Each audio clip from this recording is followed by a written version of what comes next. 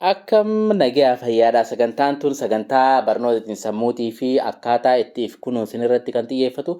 Sagantaa kana wal faana dabarsaa turree har'a sagantaan inni irratti xiyyeeffadhu sagantaa ilaalcha gadaantummaa yookaan ilaalcha gadi bu'aa ifiif qabnu akkamitti fooyyeessuu dandeenya kan jedhu afuraffaarraan jira. Kutaalee wal faana dabran keessatti waan hin dabarse dhaggeeffachuu dandeessan.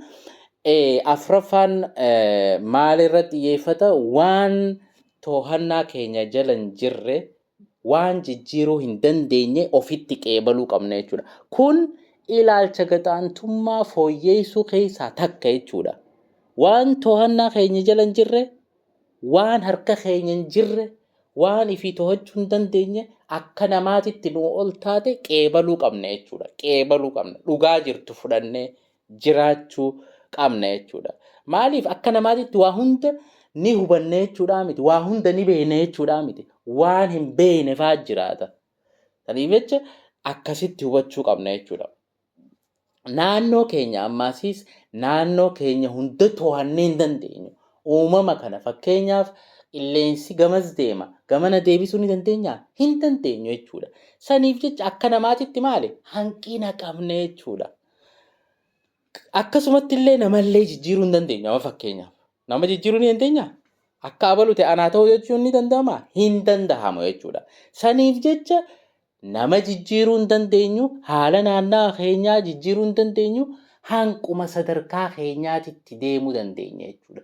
Dhugaa kana akka namaatitti hanqina akka qabnu akka uumaatti beekuu qabna.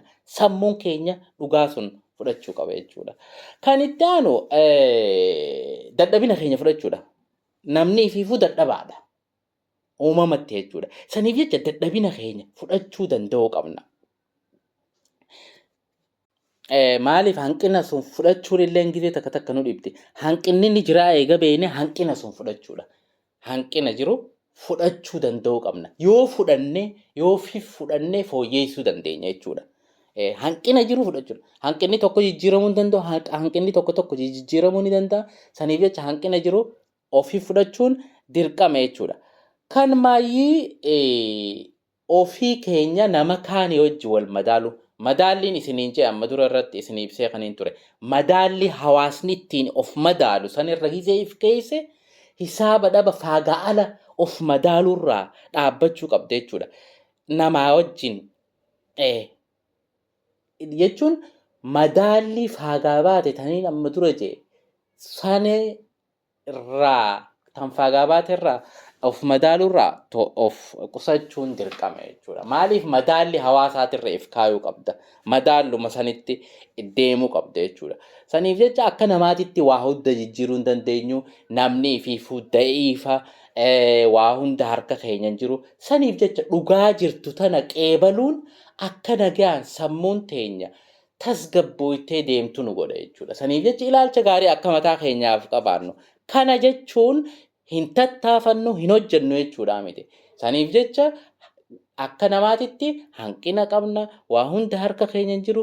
Kana maal godhuu qabna? Akka jiru haalli kun sammuu keenya keessatti beekuu qabna jechuudha. Sagantaa kanatti aanutti hanga wal agarruu galatoomaan isiniin jaa nageette.